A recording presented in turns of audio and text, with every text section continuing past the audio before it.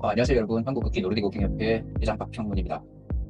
지금부터 2급 지도자 양성 교육의 이론 교육으로 온라인 강좌를 시작하겠습니다. 총 4편으로 각 한 편당 30분 정도 소요됩니다. 여러분들께서 실습 교육을 받기 전에 이론 교육을 온라인 동영상으로 먼저 다 수강을 하시고, 그리고 나서 비대면으로 집합 교육할 때 참여하시면 되겠습니다. 저희 협회에서 슬로건으로 음, 여러분들에게 보여드리고자 하는 것은 걷기를 멈추면 모든 것이 멈춘다입니다. 어떠세요, 이 슬로건? 실제로 이런 상황이 주변에 많이 우리가 목격할 수 있죠. 얼마 전까지만 해도 건강했던 사람이 낙상으로 뭐 침대에 이렇게 오랫동안 누워 계신다든지 이러면 그 사람의 모든 생활적인 전반이 멈추는 거랑 똑같죠. 그래서 어떻게 해서든지 사망에 이르는 그 전까지는 우리가 두 발로 어디든지 가고 싶은 곳에 가고 싶은 때 언제든지 갈 수 있도록 도와드리겠다. 이런 마인드로 이제 협회를 운영하고 있습니다.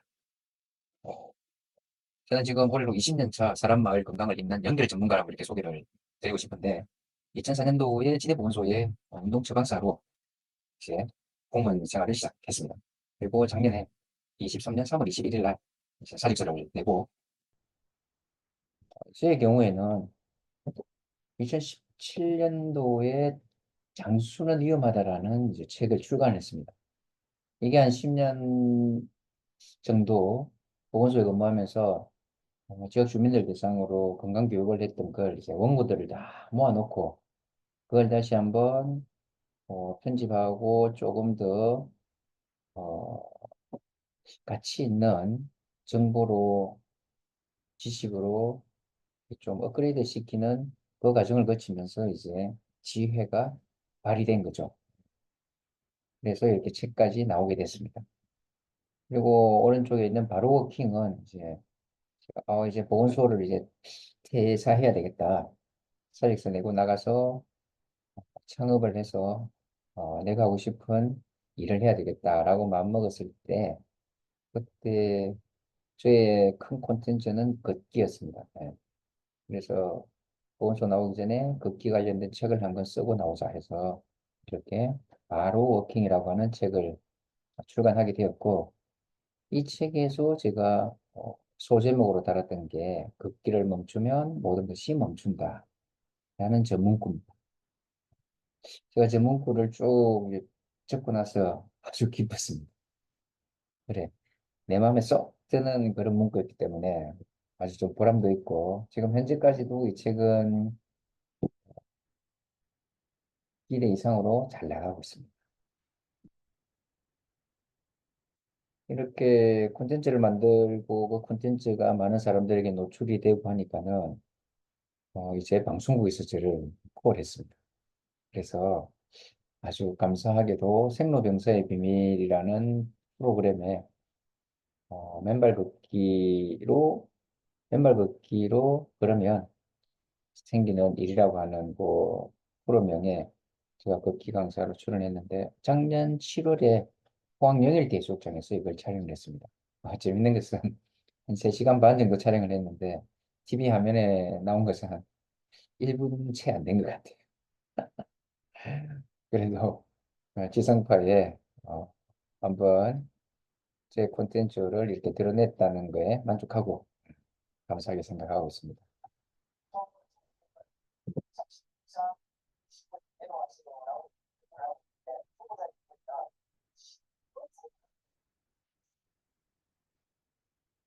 그러나 비가 엄청 왔는데 참 재밌게 촬영했었습니다.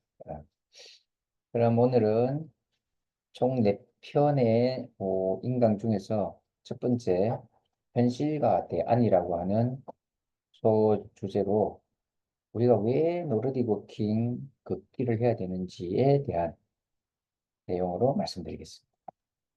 여러분 9988-2234라는 얘기는 참 많이 들으셨죠? 네. 앞에 이는 이틀, 뒤에 이자는 이완할 때 이자입니다. 우리가 고혈압, 당뇨, 이완율 이런 이야기를 하죠. 네, 99세까지 건강하게 팔팔하게 살다가 이틀 아프고 3일째 떠나는 거예요. 이게 9988-2234인데 저희 협회에서는 9988-2231로 바꿨습니다. 왜 1로 바꿨을까요? 3일째 다시 벌떡 일어나자. 죽긴 왜 죽어. 다시 일어나야지. 그래서 일로 바꿨고, 지금 뭐 100세 시대라는 거죠. 우리나라 평균 수명이 지금 한 84, 5세 정도 되는데, 2030년 되면 90세 가까이 올라간다 그래. 우리들의 아이들, 우리 아들, 딸들은 100세 시대가 될 거야. 근데 중요한 거는 전체적인 수명은 늘지만 건강 수명에 같이 늘어나야 되는데 건강 수명이 늘어나는 것보다는 고통 수명이 늘어나는 게 더 길어요. 그래서 이게 문제죠, 이게. 그래서 고통 수명을 좀 줄이고 건강 수명을 늘릴 수 있는 방법이 뭘까라고 하는 측면에서 우리나라 보건복지부가 이제 중심이 되어서 전국 각 지자체에 259개의 보건소에서 지역 주민들의 건강 수명을 높이기 위한 건강정진 사업을 1년 계속 하고 있는 거죠. 지금도 아마 여러분들이 거주하고 계신 그 지역의 보건소에 가면 뭐 인바디 검사니 뭐 체력 검사니 검연 절주 뭐 검연 커리니 이런 거 언제든지 편하게 아마 상담도 하고 검사도 하실 수 있을 거예요. 거기다 우리 국민들의 건강 수명을 누리기 위한 하나의 방편으로 보건소가 어, 현장에서 지금 열심히 뛰고 있다 이렇게 보시면 됩니다. 저 역시도 작년까지만 해도 그런 일들을 정말 충실히 하고 있었습니다.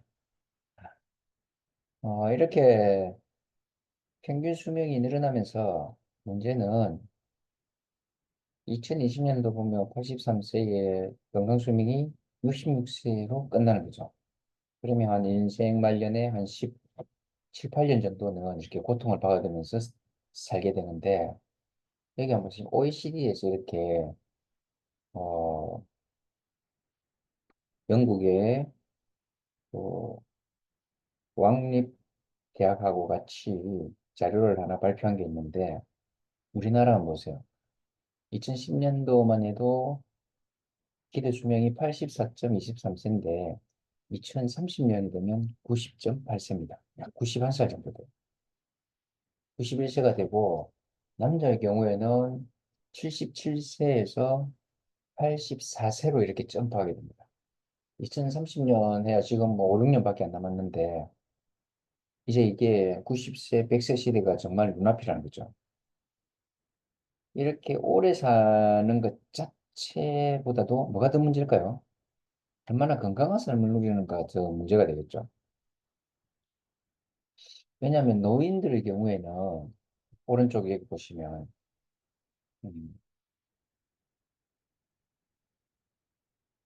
노인들의 경우에는 한번 몸을 다쳤다, 질병이 걸렸다. 그러면 회복되는 그 기간이 상당히 깁니다. 이렇게. 상당히 길어요.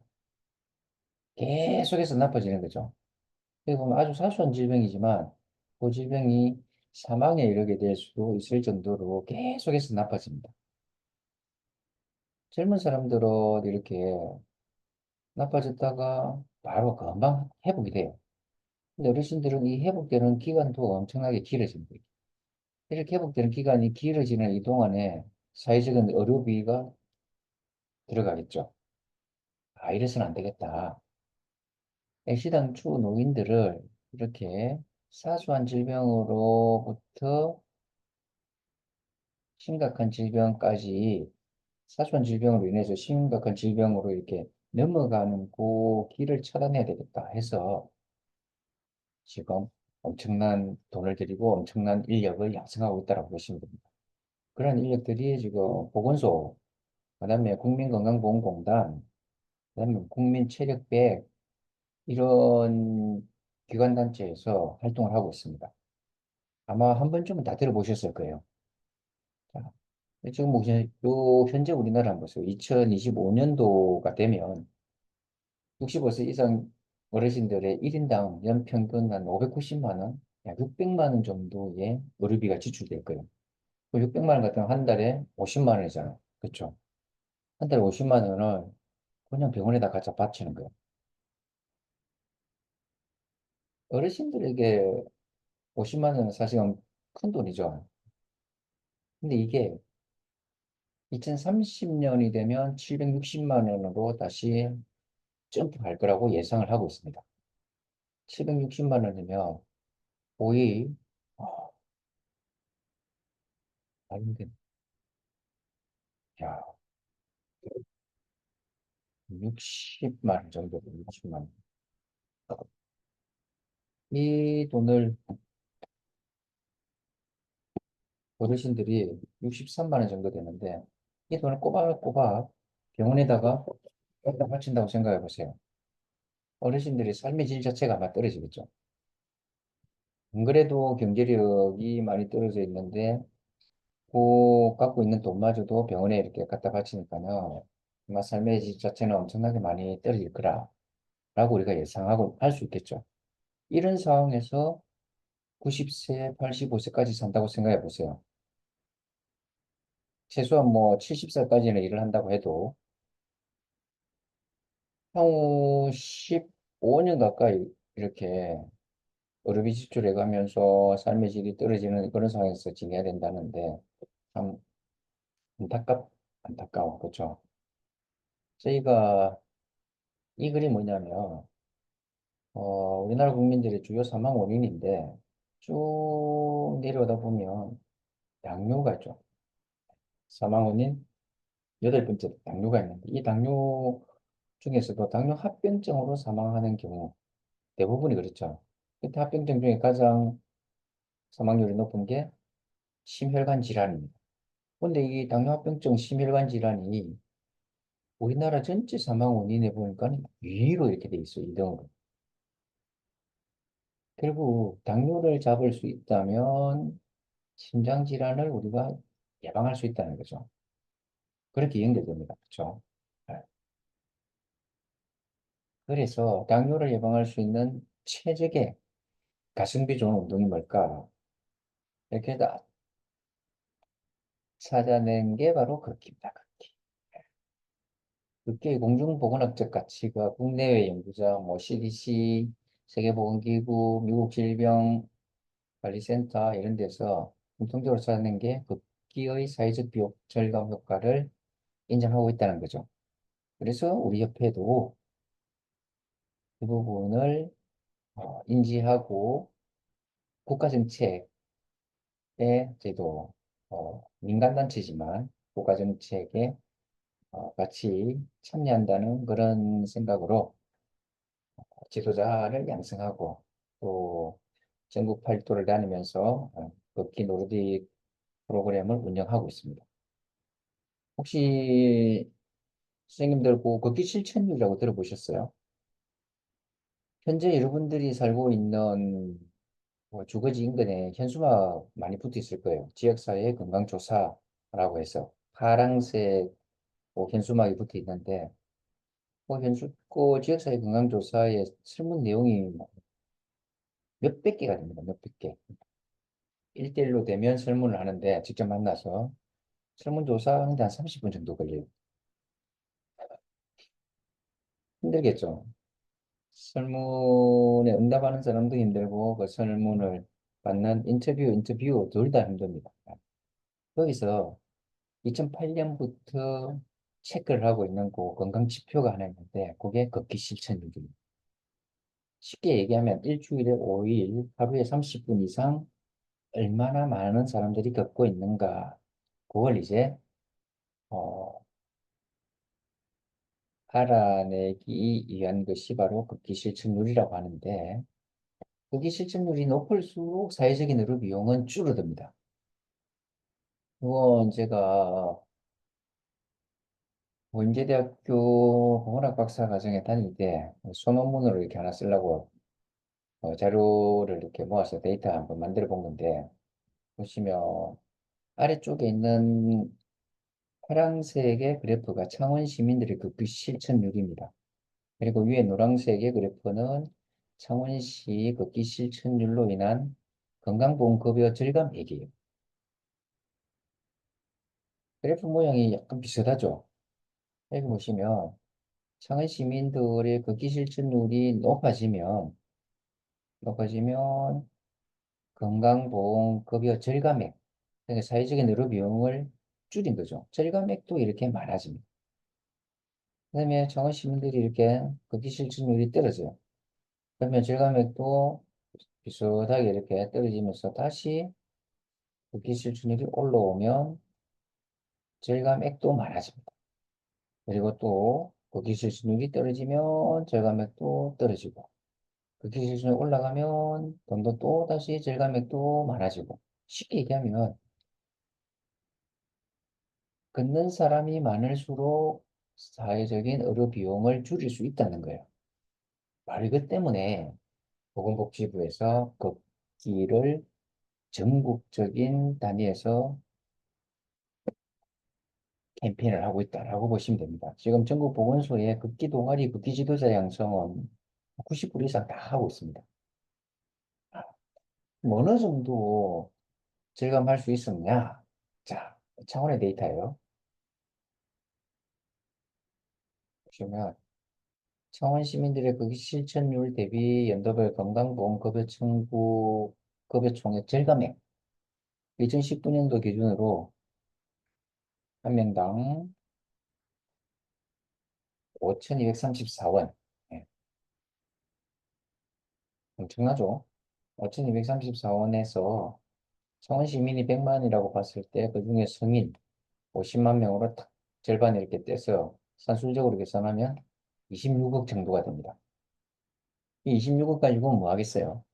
이제 맨발 걷기 길도 조성하고 그다음에 그 걷는 사람들의 그 보행자의 안전과 편의성을 증진시킬 수 있는 그런 곳에 이 돈을 이제 투입을 하겠죠. 걷기 동아리 운영도 하고 걷기 지도자 양성해서 그 걷기 지도자가 활동하는데 수당도 주고 이런 쪽으로 사용이 되고 있습니다. 지금 보셨던 것처럼 걷기 실천율 자체가 사회적인 의료 비용을 줄일 수 있다. 걷기가 그만큼 건강 유지 관리에 도움이 된다는 거죠.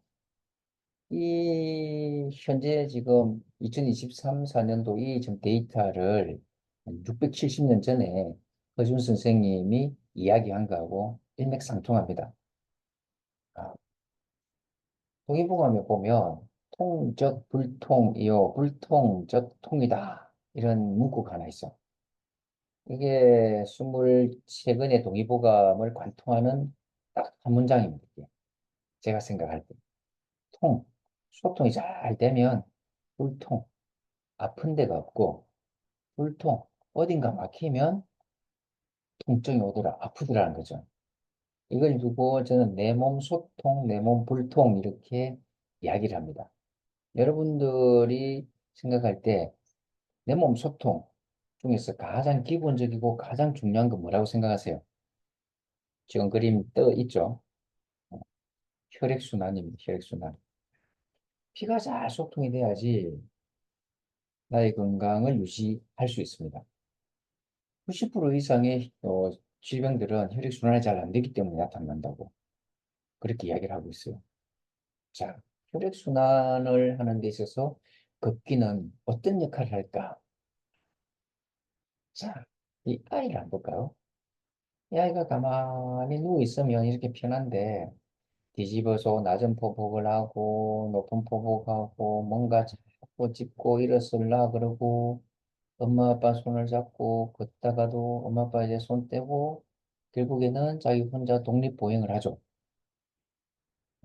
얘 입장에서 왜 이런 과정을 거칠까, 이런 과정. 제 깐난 얘기도 머릿속에 알고 있어요.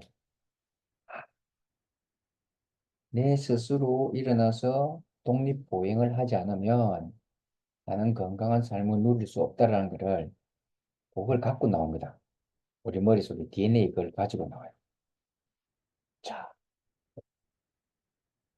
만약에 걷지 않으면 어떤 일이 벌어질까? 내 몸 소통에서 가장 중요하다고 얘기했던 혈액순환이 안 됩니다. 걷지 않으면. 여러분들 버스 타고 장거리 여행을 간다, 그렇죠? 이렇게 장거리 여행을 갈 때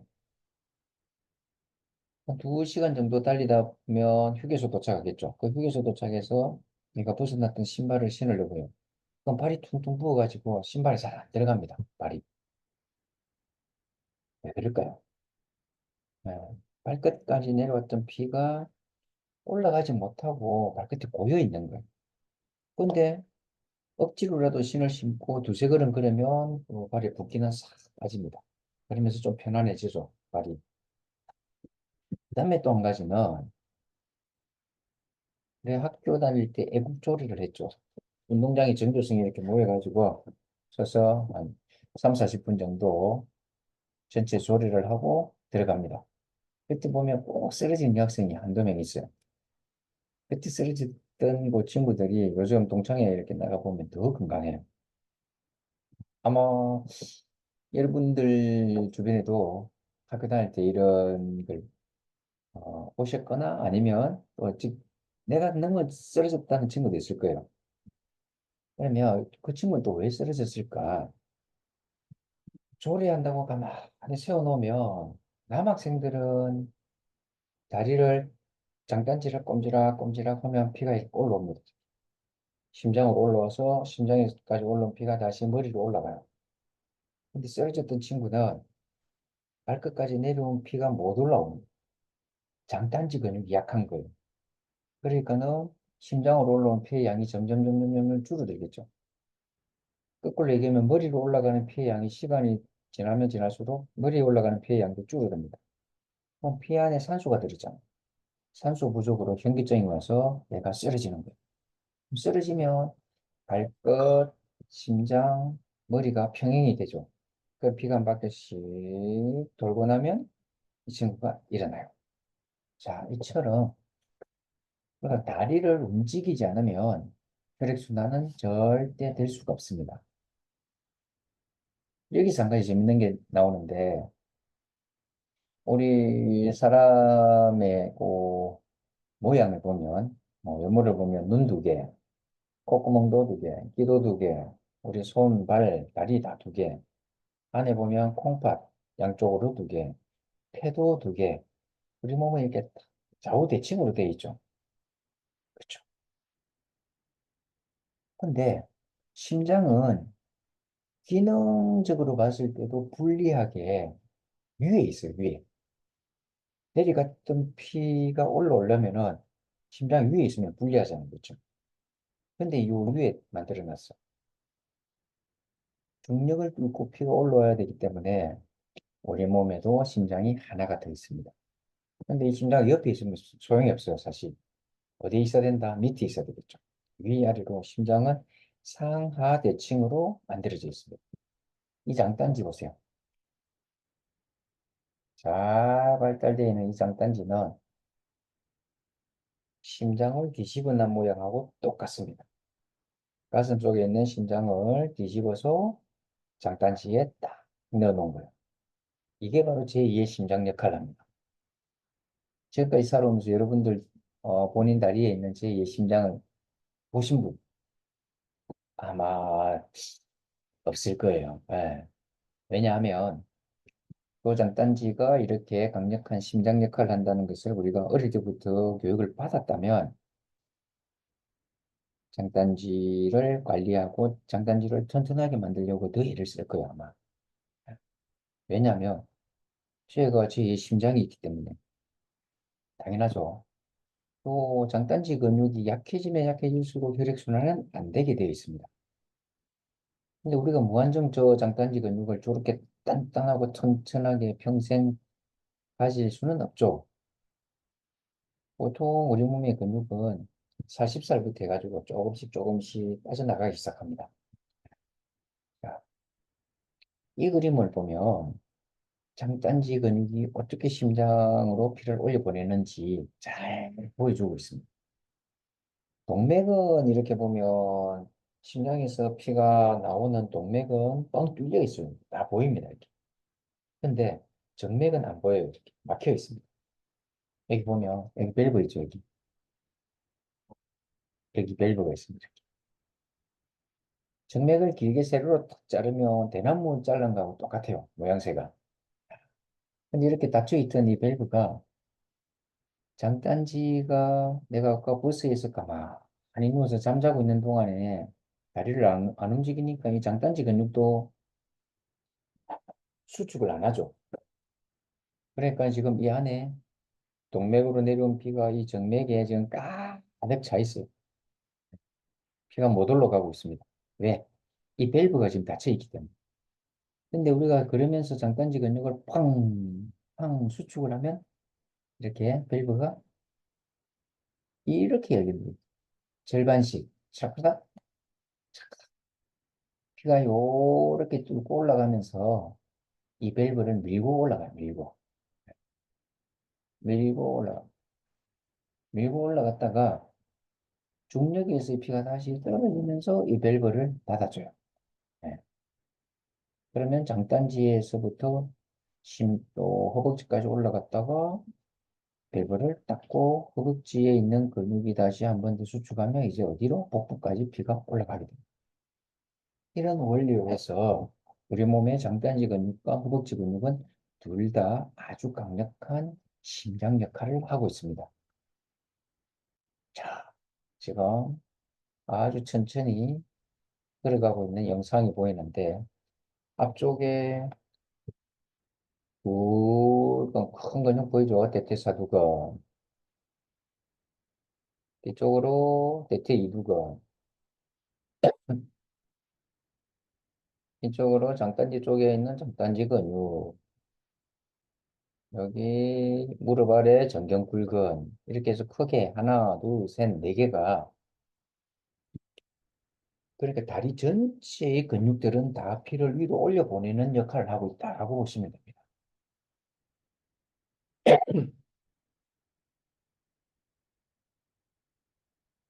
그런데 아쉽게도 이런 근육들이 나이 40을 기준으로 해서 이렇게 빠지기 시작합니다.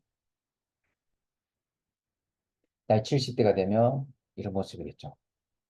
근데 이건 운동을 하지 않고 그냥 자연적으로 빠져나가는 경우의 이 정도다라고 보시면 됩니다. 같은 70대지만 근육 운동을 꾸준하게 하시는 분들은 뭐 4, 50대 이상으로 건강한 모습으로 지내는 분들이 많잖아요. 그렇죠? 40대 이후에 이렇게 근육이 빠져나가는데 근육 빠져나가는 그 특징이 있습니다. 특징. 우리 몸의 근육은 굽히는 근육이 있고 펴는 근육이 있죠. 이걸 굴근이라 그러고 이걸 심근이라 그럽니다. 40대 이후에 근육이 빠져나가는 거는 굴근보다 심근이 더 많이 빠져나갑니다. 근데 이 심근을 우리가 항중력근이라고 해요. 중력에 저항하는 근육, 중력을 이겨낼 수 있는 근육. 이게 뭐죠? 피를 위로 올려보내잖아요. 중력을 이겨낼 수 있는 이 근육이 싹 빠진다면 우리는 일어서서 걸어 다닐 수도 없고 내려왔던 피가 위로 올라갈 수도 없고 엄청나게 건강은 나빠지게 됩니다. 이때 한번 보세요. 오른쪽에 그림 보시면 이게 노르딕 워킹의 알파 자세라고 그러는데 A, A, A, A, L, F, A. 네. A, attention. 네, 차렷, 차렷. 그래 기본적으로 차렷이라 하면 어깨하고 기와 일자가 딱 되고 네, 복부에 힘이 탁 들어가고 그렇죠. 그다음에 A, 요게 알파 할 때 A, A, L, 롱암입니다. 롱암. 팔을 쫙 뻗고 있죠. 롱암. 다시 F, 플레이트 스틱 했어요. 뒤쪽에 있는 이 다리와 손에 걸려 있는 이 홀이 평행을 이룹니다. 이렇게. 그다음에 마지막 A, 아답티드 풋에서 이 보폭이 평상시 우리가 걸어 다니는 보폭보다 좀 커요. 그래서 이 네 가지를 다 충족시키는 자세가 바로 이 알파 자세예요. 여기서 한번 볼까요? 왜 노르디고 킹이 좋은가? 건강상의 어떤 이익을 우리에게 주는가? 자, 짠짠짠짠. 여기 보면 이 팔을 한번 보세요, 팔. 팔을 쫙 뻗었죠. 이렇게 펴고 있습니다. 신근을 사용하고 있다. 쭉 쉽게 얘기하면 항중력근을 사용하고 있어요. 그 다음에 또 무릎도 쫙 폈죠. 뒤쪽 다리도 쫙 펴죠. 코에 힘을 딱 주고 몸체도 쫙 펴 올리죠. 노르딕 워킹은 전체가 펴는 운동이라고 보시면 됩니다. 우리 몸의 근육을 쫙 펴는. 그래서 40대 이후에 근육이 빠져나가는 이때 특히 펴는 항중력근이 빠져나가는 것을 예방해 줄 수 있는 최고의 운동은 노르딕 워킹이다. 예.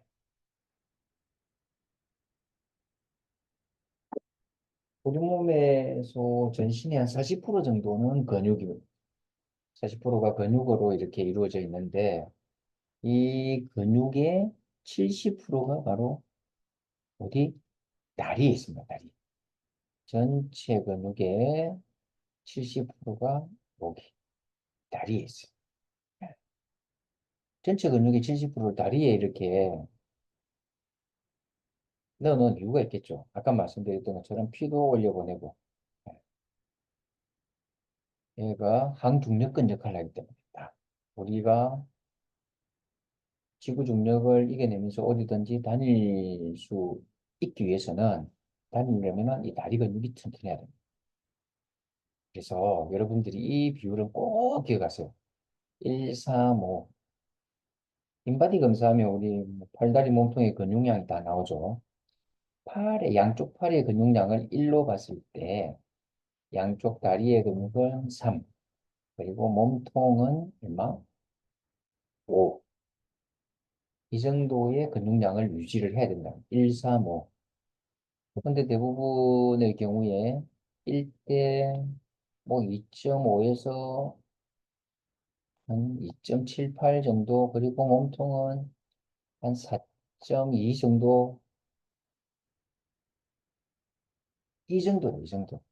근데 어떤 경우에는 사실 4도 안 되는 경우도 있습니다. 3점 후반대, 3.8, 9 이렇게. 자, 이 비율이 깨어지면 나는 내 몸의 근육이 지금 부족하다라고 그냥 생각하시면 돼요. 이게 계속 진행되면 어떻게 될까요? 다리와 팔에, 다리와 몸통의 근육이 빠져나가면 근감소증으로 이어지게 됩니다. 근감소증은 내 몸의 팔다리 근육량 나누기 키를 밑으로 환산한 제곱입니다. 미트 제곱. 팔다리 근육량 나누기 미트 제곱, 키의 미트 제곱. 이렇게 하면 남자는 6.4, 여자는 5.2 이하로 떨어지면 근감소증으로 진단 내립니다. 2018년도에 서울 아산병원에서 이렇게 발표를 했어요. 여러분들 인바디 검사하면 이거 꼭 한번 체크해 보세요. 근데 인바디도 최근에 나온 970 이상 버전에서는 SMI라고 하는 수치가 나옵니다. SMI. SMI. 이 수치, 이 값이 뭐지? 이 값이 바로 이거예요. 이거. 남자분, 여자분.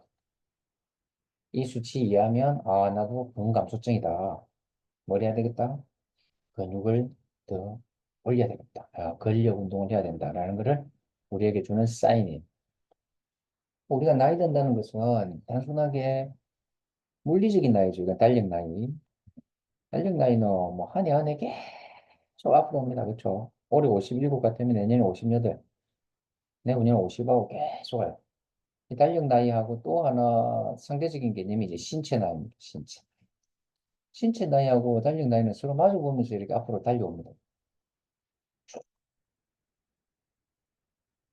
계속 앞으로 오다 보면 서로 만나겠죠.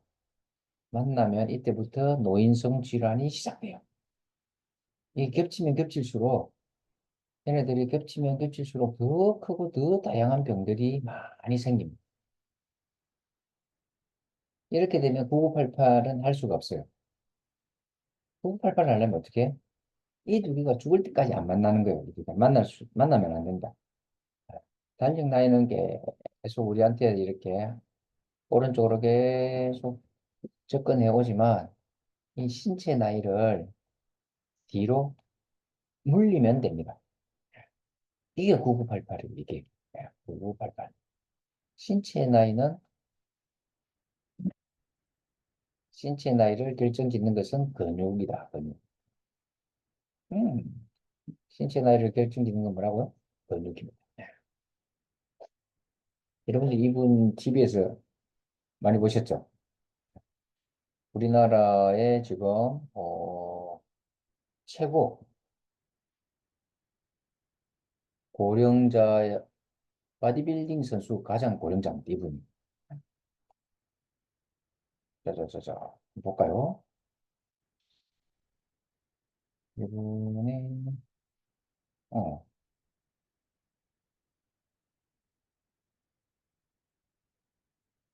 자, 우리나라에서 인생을 성공한 사람이라면, 유재석하고 조세호하고 같이 진행하고 있는 유키즈 온더 블럭에 출연한 사람은 다 성공한 사람으로 이렇게 봅니다. 얘기해 보시면, 자, 이분도 유키즈 온더 블럭에, 유키즈에 출연했어요. 네.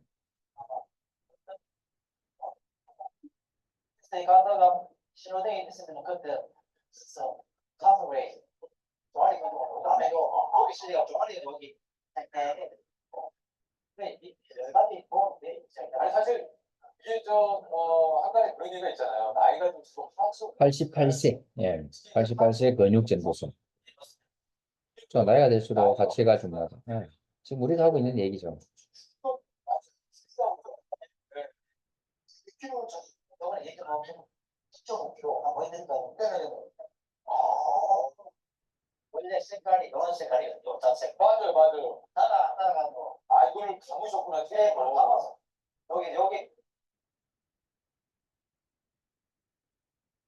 그분이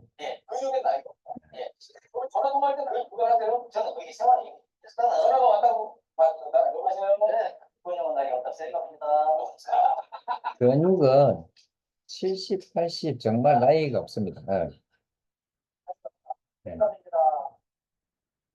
근육은 우리가 계속 자극을 주면 얼마든지 다시 강화될 수 있다는 거. 네.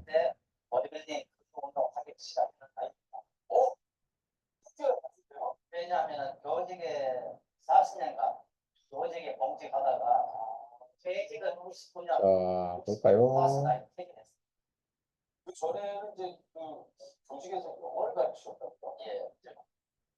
자,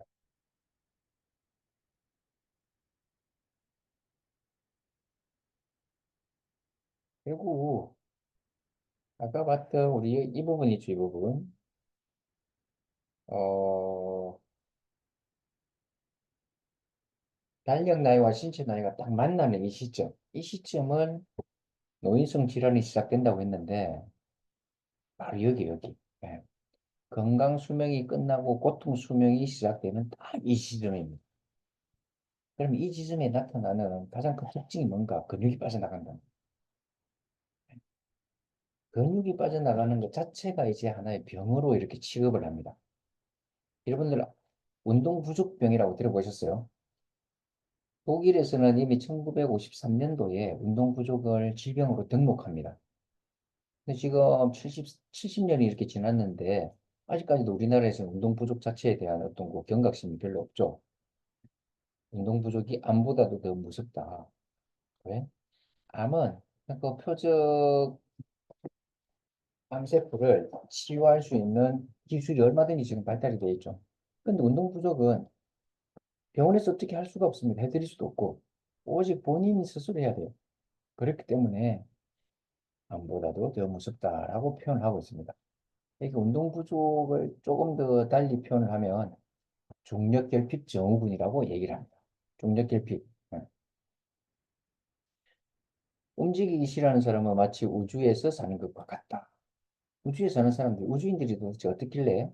우주인들은 중력이 없는 우주 공간에서는 자기 나이보다도 3, 40년 정도 더 늙어져요. 무중력 상태에서 생활하는 우주인들의 골량은 한 달에 1%씩 감소를 하게 됩니다. 한 6개월 정도 우주 공간에, 그 우주 정거장에 지내다가 다시 지구로 돌아오면 아예 못 일어납니다. 지구 중력을 이겨낼 수 있는 근력이 하나도 없어요.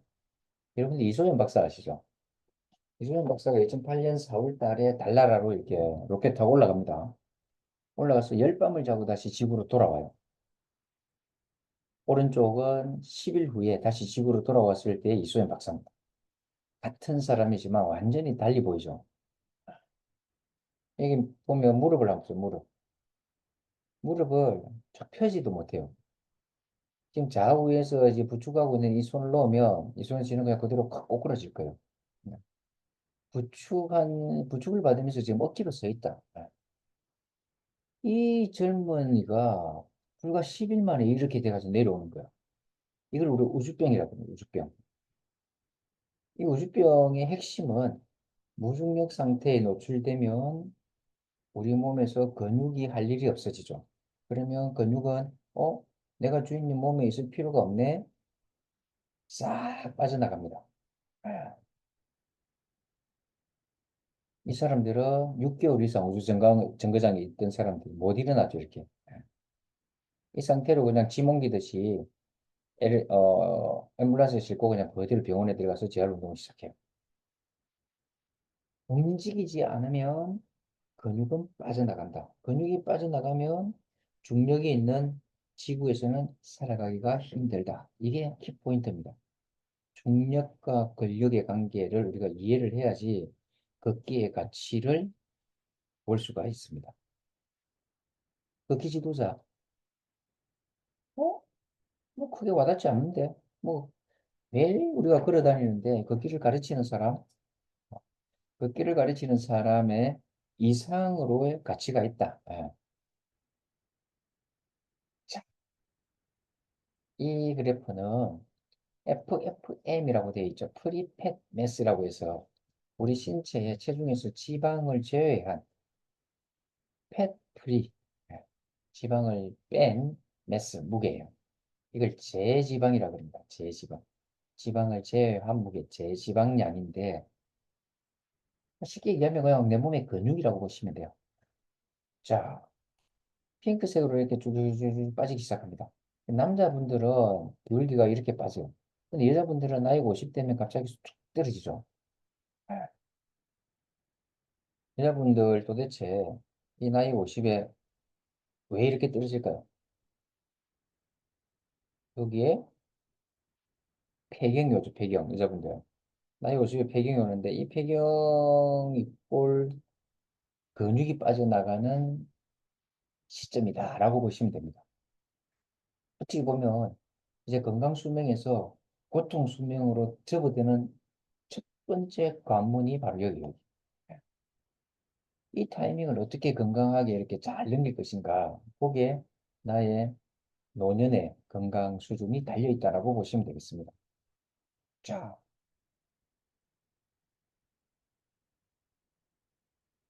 이렇게 근육량이 쑥 빠지기 시작하면 이렇게 하지정 맥류가 나타납니다. 여러분 하지정 맥류 많이 보셨죠?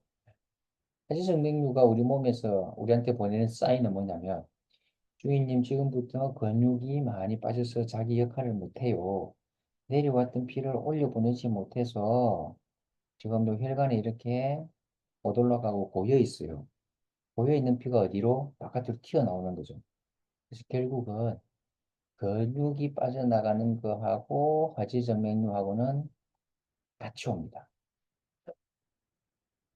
이때 화지정맥류가 왔을 때 고혈압, 당뇨, 고지혈증 이런 대사증후군들이 나타날 확률도 아주 높아져요. 가장 대표적인 게 근육이 빠져나가면 나타나는 대표적인 것 중에 하나가 당뇨예요, 당뇨. 그래서 우리가 당뇨에 좀 주목을 해야 되는데 당뇨는 다이비트 메리투스 해가지고 꿀처럼 달콤한 이 당이죠, 당. 네, 포도당, 당. 꿀처럼 달콤한 당이 오줌으로 빠져나오는 거예요. 이게 당뇨입니다. 당뇨가 무서운 이유는 심질환을 일으키기 때문이에요. 심장병. 네. 왜 심장병을 일으킬까? 당뇨가 오면 그 뒤에는 반드시 고혈압이 따라오게 돼 있습니다. 자, 우리 몸에서 당 수치가 이렇게 사인을 보내죠. 주인님, 혈당 수치가 너무 높아요 하고 건강검진 딱 있을 때 사인을 보내줍니다. 그러면, 알았어. 내가 미안해. 지금부터 당 관리를 좀 할게 하고 운동도 하고 식사도 조절하고 이러면 괜찮은데 주인이 당뇨에 대해서 뭐 무시하고 관리를 안 해요. 그러면 당은 소변으로 빠져나온다 데 있죠. 소변으로 빠져나올 때 우리 자기가 보낸 사인을 무시하고 자기를 관리 안 해준 우리 주인한테 복수를 합니다. 복수.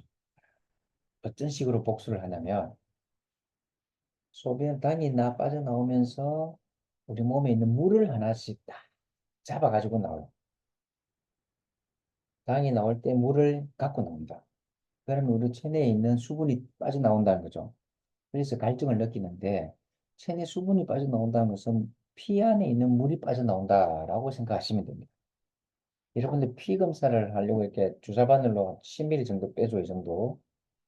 빼고 나서 다시 그 주사 바늘 뺀 피를 이런 것에 있는 튜브 같은데 이렇게 탁 집어넣잖아요. 그래가지고 원심 분리기라고 하는데 여기에다가 이게 탁 넣어요. 그러면 착착착착 하면서 이게 흔들려요.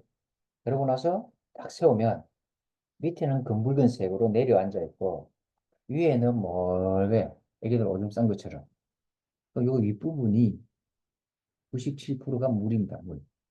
우리 막걸리 한 통 받아다가 가만히 내비두면 밑에 걸쭉하게 내려앉고 위에는 멀겠죠. 피도 피 검사할 때 밑에 걸쭉하게 내려앉은 이 부분 혈청이라 그러는데 여기에 있는 97%의 물이 당뇨가 빼나간다는 거예요.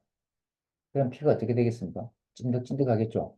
이 찐득찐득한 피를 계속해서 전신을 이렇게 순환시킨다고 생각해 보세요. 혈압이 오를 수밖에 없겠죠. 당뇨가 오고 고혈압이 오고 거기에서 심혈관이 오고 뇌혈관 질환, 심뇌혈관 질환이 이어지게 되는 거예요.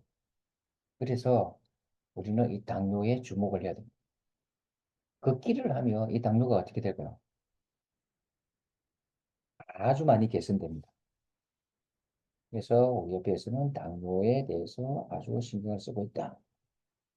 더더군다나 당뇨는 사람의 수명을 8년 정도 단축시킵니다. 얘가 90살까지 살 수 있는데 82살 되면 죽는 거예요. 이렇게 조기 사망률을 3배 정도 높인다. 이게 당뇨예요. 사실 당뇨가 정말 무섭죠. 예. 이 당뇨 환자들은 40대부터 시작이 되는데 특히 언제 근육이 툭툭툭 떨어지고 있는 사람들이 많이 나타납니다. 자, 원인이 뭘까? 스트레스, 운동 부족이라고 되어 있죠. 이 두 개가 같이 나타날 확률 어디 갔죠? 남자들 스트레스 받고 그 스트레스 인해 가지고 뭘로 술 담배로 풀고 운동은 못하고 이게 세 개가 동시에 이렇게 얽히고 설키게 되는 거죠. 그러면 들어오는 술 마실 때 우리가 뭐 술만 마시나요? 안주도 먹잖아요. 그러니까 술과 안주가 같이 들어온다. 그럼 우리 몸에서는 일단 알코올을 분해시키는 게 더 급해요. 그래서 들어오고 있는 안주에 대해서는 일단 보류를 시킵니다. 일단 보류. 일단 야, 일단 쌓아놔. 나중에 어, 우리가 다 소비시켜 줄 테니까 일단 들어와서는 내 몸에 그냥 앉아 있어. 나는 지금 우리 주인님 알코올 분해하는 게 더 급해. 그래서 알코올을 분해시키는데 전력 질주를 해요. 예. 그러다 보면 안주는 여기 쌓이겠죠. 그러면 어때요? 운동은 안 하죠. 이 영양가들이 어떻게? 주인님 운동을 해야지 탄수화물, 지방도 탄수화물, 탄수화물, 글리코겐, 글루코스, 포도당으로 분해돼가지고 혈액 안으로 들어가서 전신으로 이렇게 퍼져나가면서 우리 몸에 에너지가 될 건데 주인님이 술을 마시고 음식은 많이 먹고 운동은 안 하고 이러니까는 이 여분의 당들이 갈 데가 없죠. 주인님 써주세요, 써주세요. 이렇게 사인을 보내는 게 이제 건강검진했을 때 혈당 수치가 높아진 거예요. 그럼에도 불구하고 주인이 계속 술 마시고 운동 안 한다. 그러면 이제 당뇨가 우리 몸을 해치기 시작한다는 거죠. 당뇨 환자 운동 부족이 문제인데, 운동을 하면 할수록 허벅지는 굵어집니다. 장단지도 굵어지고. 근데 운동을 안 하면 허벅지는 가늘어질 수밖에 없어요. 40살부터 해가지고 1년에 1분씩 근육이 빠져나간다 했죠. 특히 어디? 하지 쪽에 근육이 더 많이 빨리 빠져나갑니다. 그렇기 때문에 당뇨와 허벅지는 정비례합니다. 정비례. 네. 자, 허벅지 둘레가 1cm 줄어들 때마다 당뇨 발병 위험률은 남자는 8.3, 여자는 약 10% 정도 증가해요. 60cm를 기준으로 봤을 때 남자는 43cm 미만이다, 만약에 허벅지 둘레가.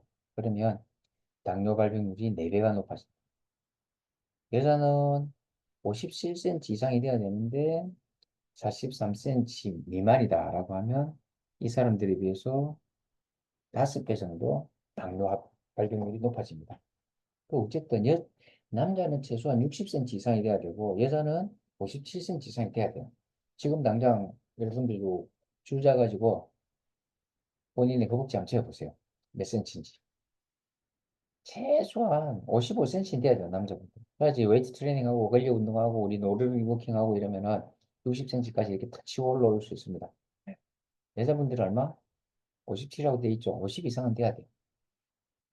자, 그게 안 된다 하면 스쿼트하고 런지 하면서 아직 근력 운동을 키우는 것 같이 병행하셔야 됩니다.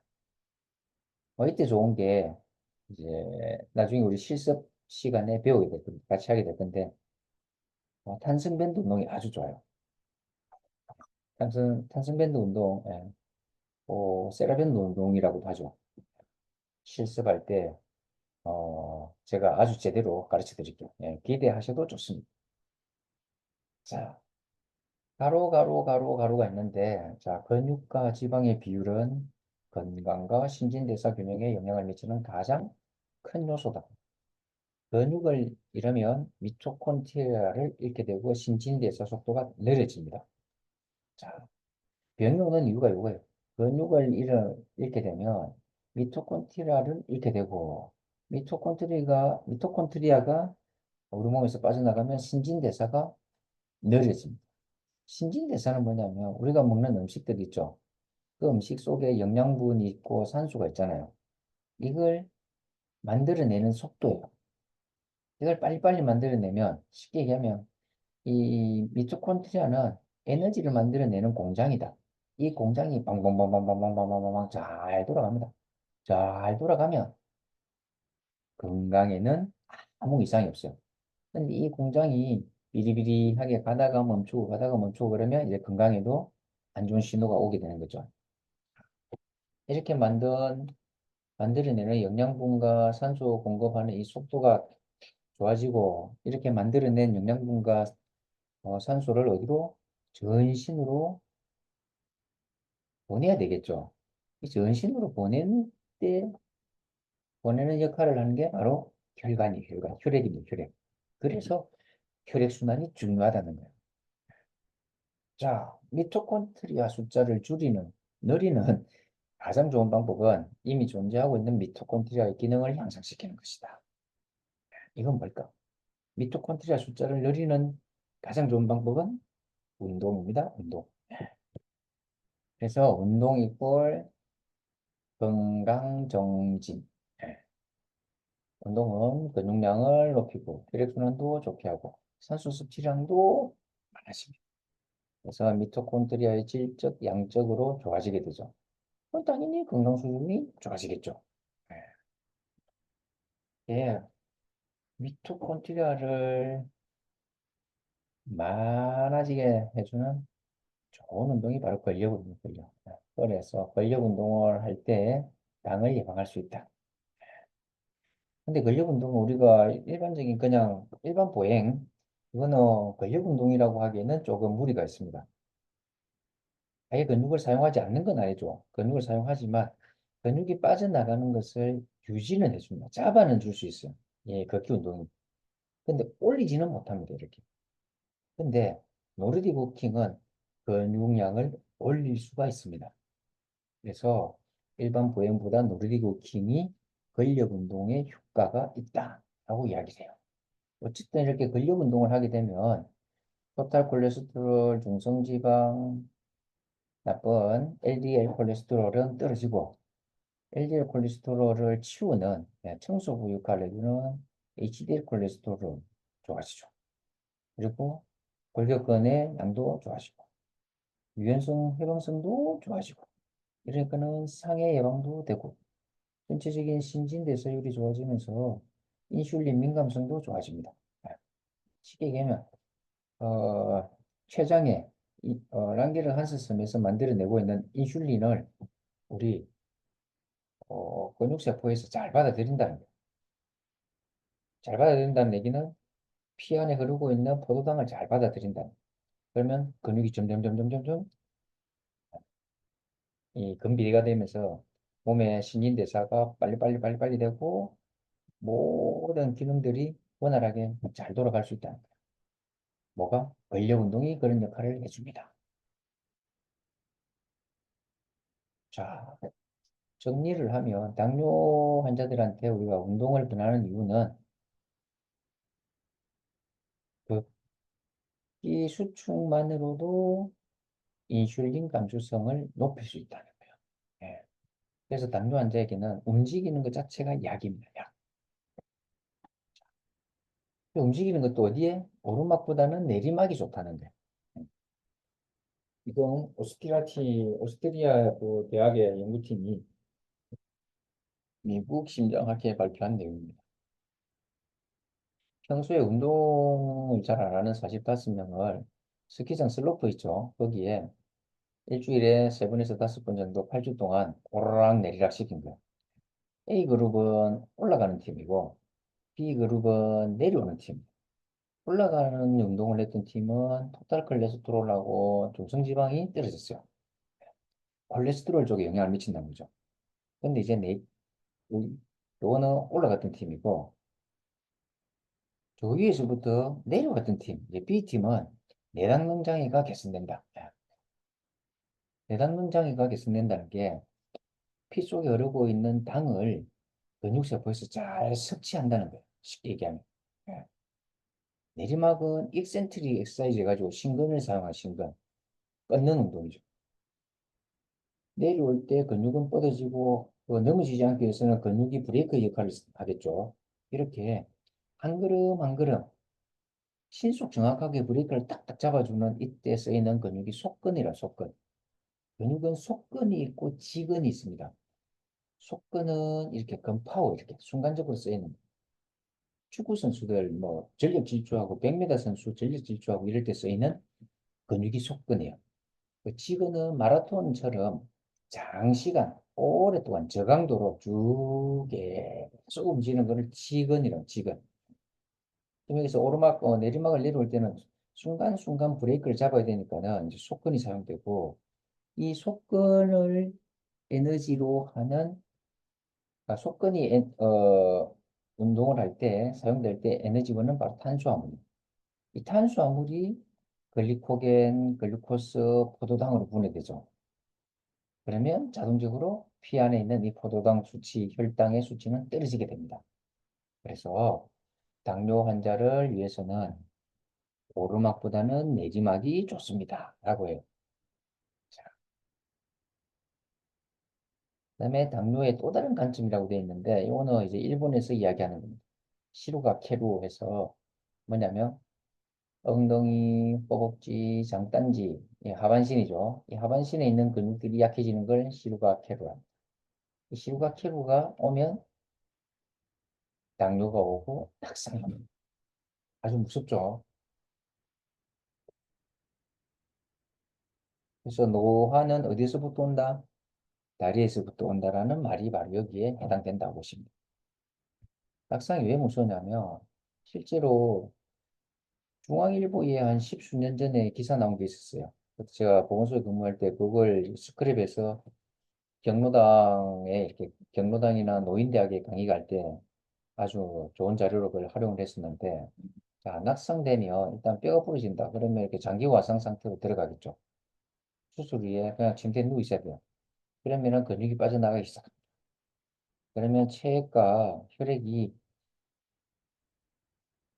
팔다리, 몸통, 그러니까 말초 쪽으로는 안 가요. 몸통에 있어요, 몸통이. 왜? 말초 쪽으로 가면 못 돌아오니까. 돌아오는데 걸리는 또 시간 오래 걸리고. 그래서 일부러 얘네들이 저 팔다리 멀리 쪽으로 안 갑니다. 몸통에서만 돌아요. 몸통에서 이렇게 계속 도이게 되면은 몸통에 뭐가 혈액과 체액이 쌓이게 되겠죠. 그러면 보세요. 심장으로 빨리빨리 돌아옵니다. 이 피가. 그러면 심장이 가부화되고 심박수가 빨라지고 심부전이 오는 거예요. 그 몸통에 또 체액이 쌓이면 호흡 근육이 제대로 움직일 수가 없어서 기침을 해도 좀 시원시원하게 힘있게 이렇게 기침을 못 합니다.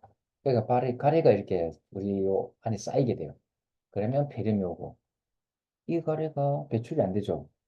그러면 나중에 결국 폐혈증으로 2달 만에 2사람 중에 1명이 돌아가시게 됩니다. 왜 낙상이 무섭습니다, 낙상. 근데 낙상하더라도 뭐 설사 넘어지더라도 골절이 안 되면 돼요, 골절. 문제는 골절입니다, 골절. 그러면 넘어졌는데 낙상으로 넘어졌는데 어떤 사람은 골절이 되고 어떤 사람은 염자로 끝나요. 그 차이가 뭐냐면 유연성입니다.